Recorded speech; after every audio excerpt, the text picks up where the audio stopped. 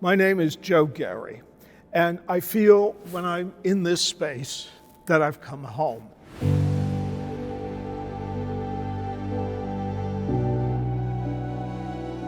You know, here we are on the brink of the 50th anniversary, and the memories of trying to put the show together in that very intense time are as powerful and as potent and as immediate today as they were when it happened 50 years ago. You know, I do a program here called Broadway Buzz, so I'm in the theaters a lot. And I'm sure they all think, who is that demented old guy? Because I'm always tearing up when I see all these people and all this energy in this incredible space. It all started with Raymond Shepardson, who was a genius, he was a madman, he was the Pied Piper. And when he walked into these theaters and saw the horrific disrepair, he decided at that moment, he quit his job and decided that he was going to save these theaters. Keep in mind, he had no experience with theaters. He was a farm boy from the state of Washington and raised cows. And so here he was raising hell in Cleveland. My mother, who was never a theater mother, she never interfered in my life. But she said, I have to tell you something, I've invited that nice young man to come for breakfast tomorrow. And I said, Mother, he's a madman. He's been after me for months to do something in that lobby. And what could you possibly do in that lobby? By the end of the brunch, he had talked us into doing Jacques Brel in the lobby of this space. So we would walk through these debris-ridden spaces, and he'd say, what do you see here? And I'd say, I see young faces. And he said, I see the theater packed with people. And he had that vision. He forced the dream to become true. What happened here is Raymond looked deep into the face of mystery. He didn't have any of the answers. He didn't know how he would get the money, what he would do with these spaces, but he knew they had to be saved. I remember when it was going to be torn down, and it was going to be a parking lot. And I gave speeches that said, well, you can have your parking lot, but they're going to be empty parking lots. No one's going to come to the city. And happily, that didn't happen. It was posted in the paper that the demolition for the theaters was going to happen within 3 weeks. And all of the demolition equipment was put out on Euclid Avenue in front of this lobby. The audience, had to enter from 17th Street because they couldn't get in this way into the theater. They were ready to tear it down. And a whole series of things happened in the universe.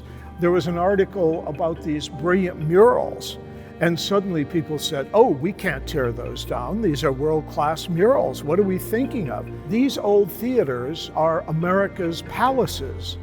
And so this started a renaissance that literally has spread around the world. I covered for the PBS show Odysseys and Ovations all of the art centers from Hong Kong to Sydney. And nothing stands up to the brilliance or breadth or depth of what's happened here. I always get very annoyed when Playhouse Square announces itself as the second largest art center in America. It is so much more than that. It is a world-class art center, unparalleled in the world. We had no time. We worked very quickly to try and get it together. There was no staff. There was Raymond and his wife. That was it. And then I had my students from the theater. And so anyway, there was a handyman who lived in the building. He lived here rent-free and would do handiwork. His name was Smitty. He had a propensity to drink. He put the stage together for us. We had no money for a stage, so we used scaffolding that had been used to support the stage of the State Theater. And then we took any wood we could find anywhere and created a stage space that played on the wall over my shoulder. The press was so dubious. They said, number one, you're doing a show that's obscure. Number two, you want it to be an intimate theater cabaret. It's the largest lobby in the world. And then you want it to be a dinner theater, and you're using a takeout Chinese restaurant that's at the corner of 17th Street and Euclid. And they laughed. And so they printed a story that said Playhouse Square's Last Supper. And the irony was, it opened on Good Friday. So this was not very auspicious. Now keep in mind, no one slept. We were answering the telephone, taking reservations, ironing tablecloths. Right before we were ready to open, a rat ran across the floor, and we opened. And that was it. Happily, a miracle happened. And from the very beginning, it took on this incredible energy. This space loved the show loved the space. The audience connected very profoundly with the material. Jacques Brel was a genius. He was one of the greatest composer lyricists, certainly of the 20th century.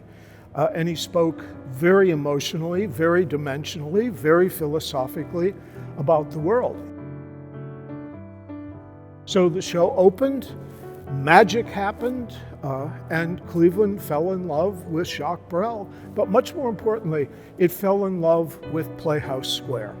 And it was the beginning, and instead of being, the end of Playhouse Square, it was the resurrection of Playhouse Square. It was the chemistry of many things. One, I do believe the audience loved the message of the show. They loved the actors and the way they presented the message of the show. And the message of the show somehow also fit in to the message of saving Playhouse Square.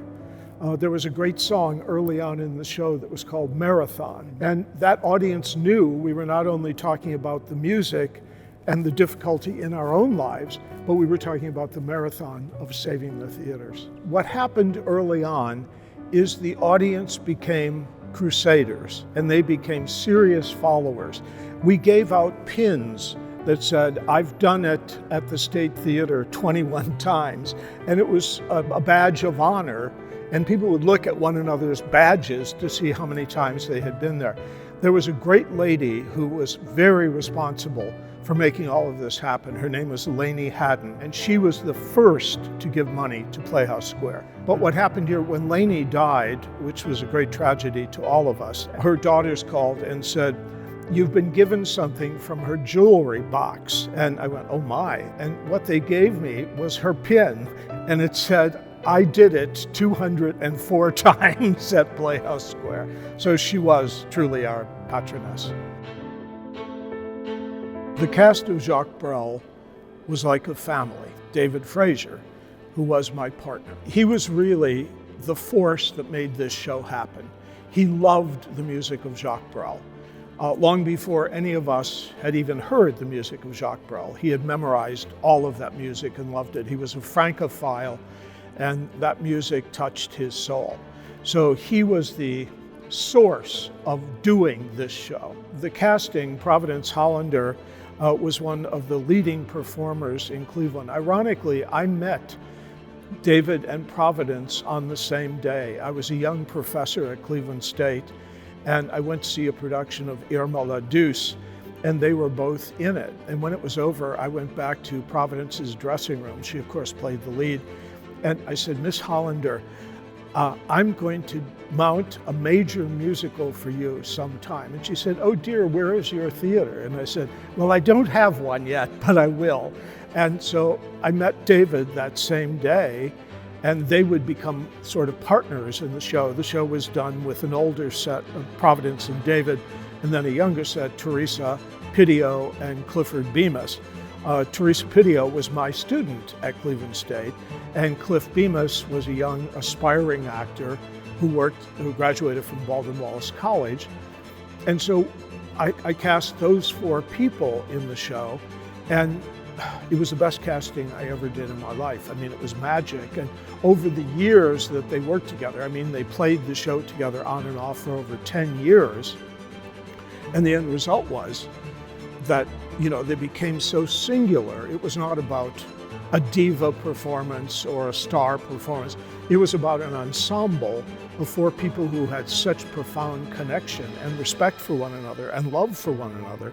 We just did it without any understudies, and we did it in very difficult circumstances. This is a very difficult room to connect with everyone. And so it took tremendous energy and focus. And they were magnificent. They never had the, oh, we are stars, oh, they love us, oh, this is, no, they jumped into it like it was the first time every time they performed the show. You can hear it when you listen to the cast recording. There is an urgency and a power and a commitment and a singular quality to it that made them all extraordinary. We lost Providence and we lost David, so we'll be thinking about them so powerfully on the 18th of April. Providence Hollander, she had a long professional career, but the height of her career was singing those incredible songs that Jacques Brel wrote for an extraordinary Edith Piaf-like voice. And Providence had that magic, had that voice, had that charisma. And so, her presence has always felt with us. They were the life and soul of this production. Everyone came to Playhouse Square at the perfect time. If Art Falco had been here at the beginning, it never would have happened. If Raymond had been here now, it would have been a catastrophe. And I'm old enough to realize, watching this, who all the presidents of the boards were, how brilliantly they were picked, because each of them filled a gap that needed to be filled. One, to be accepted in the business community. Two, to be an excellent fundraiser, whatever, But they managed to always pick the perfect person at the right time to be here. It was such a monumental time, and the actors were ready to go on. They had lots of other offers and lots of other things to do, but nothing in any of our lives ever topped the magic, the mystery, the energy, the love of what happened here. And now, people on the staff say to me, well, what was it like then? Well, it's very hard to describe that, but it was so, I'm tearing. It was so powerful, and we were so young, and we had all this belief in dreams happening, and then to, over the years, watch that the dreams literally did happen, and that Raymond wasn't a madman, but really a genius, and how lucky we were to have him in our life and his manic energy. This is how great work happens. It's teamwork. None of us would ever have known one another, but because we all believed in this project, it gave us a oneness and a sense of family that was so incredibly powerful. Together, because we all believed in the same thing, magic happened.